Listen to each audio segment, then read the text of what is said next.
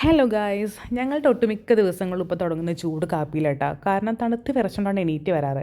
അപ്പോൾ പിന്നെ ചൂടുള്ള എന്തെങ്കിലും അകത്തേക്ക് ചെന്നില്ലെങ്കിൽ ഭയങ്കര പ്രശ്നമാണ്.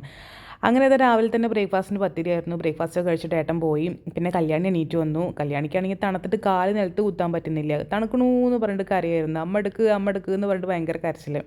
പിന്നെ ബ്രേക്ക്ഫാസ്റ്റും രാവിലത്തെ അങ്കമെട്ടലൊക്കെ കഴിഞ്ഞാൽ എൻ്റെ അടുക്കളയുടെ കോലത ഇങ്ങനെ ഇരിക്കും. പറയുമ്പോൾ ഞാൻ ഒറ്റയ്ക്കേ ഉള്ളൂ. അത് കാരണമാണ് എനിക്ക് മടി. കാരണം വേറെ പണിയൊന്നുമില്ലല്ലോ. അപ്പോൾ പിന്നെ ക്ലീൻ ചെയ്യുക, കുറച്ച് കഴിഞ്ഞിട്ട് ക്ലീൻ ചെയ്യാന്ന് വെച്ചാൽ അങ്ങനെ കിടക്കും.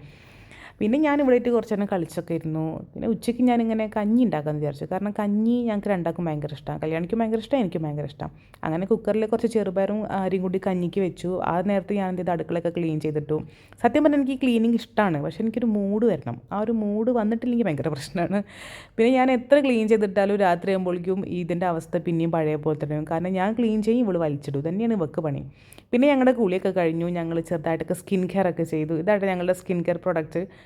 പിന്നെ ഞങ്ങളിതാ കഞ്ഞി കുടിച്ചു. കഞ്ഞിയുടെ കൂടെ ഉള്ളി താളിച്ചത് അടിപൊളിയാട്ടോ. അപ്പോൾ അത് രണ്ടും കൂടി കൂട്ടിയിട്ട് ഞങ്ങൾ ഉഷാറായിട്ട് കഞ്ഞി കുടിച്ചു.